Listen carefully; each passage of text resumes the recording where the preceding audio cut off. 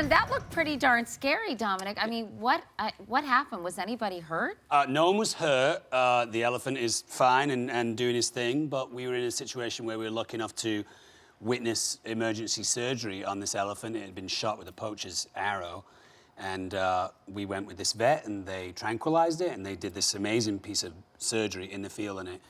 And then I think we as a crew assumed that the elephant would wake up a little drowsy and, you know, kind of trumpet its trunk towards us. Thank you very much, humans, thank you. And then, you know, walk away into the sunset. But instead, in a great way of showing us that it felt healthy and well, it tried to kill us all. Yeah. But, you know, I imagine that there's a serious side to this show, because here you are with this elephant and you get to examine how awful it is that so many of these beautiful creatures are being poached for their tusks and for the ivory trade. Yeah. So it's not just really close encounters and fun sort of times with interesting creatures, but you're able to really talk about the animal world in a pretty serious way. Yeah, we're attempting to, you know, spread a little bit of education and that message as well. It's a very tricky situation in those countries. You know, you're dealing with people, locals, who have an animal that lives in their local area in the same way that maybe I might have a fox in my garden in England, or you might have a raccoon or mice or rats in New York. Thank you. Yeah. And this is an animal that if they poach it and sell its ivory, they can have their kids be fed and go through education. And that is a real conundrum for some of these parents, where they might not necessarily want to kill an elephant, but they want to make sure that their kids are fed and that their kids are able to go to school. So you have to be very delicate about the situation.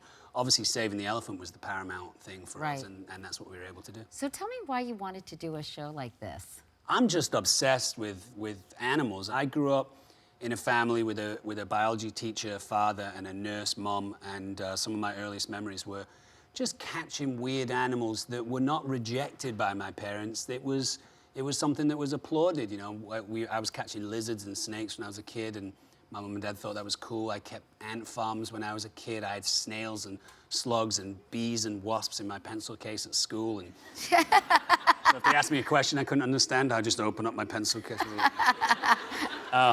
And, you know, nowadays, I have snakes at home. I have a black widow spider, I have a tarantula, I have a large tropical centipede, I have a praying mantis. And seriously? Yeah.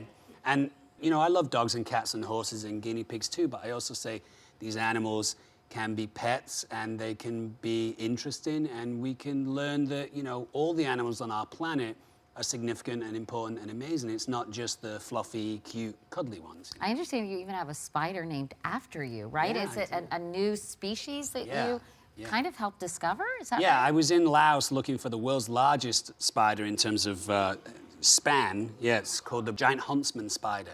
And I was with a biologist, and we were going into a cave, and we had about an hour to spare, and he said, let's collect some samples.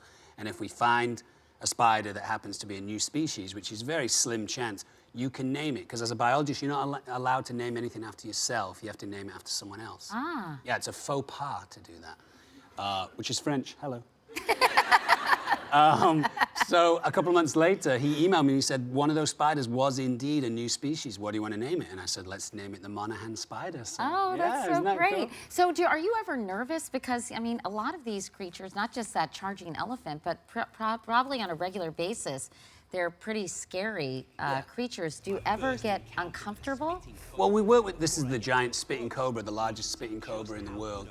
We work with some animals that can certainly do you some damage.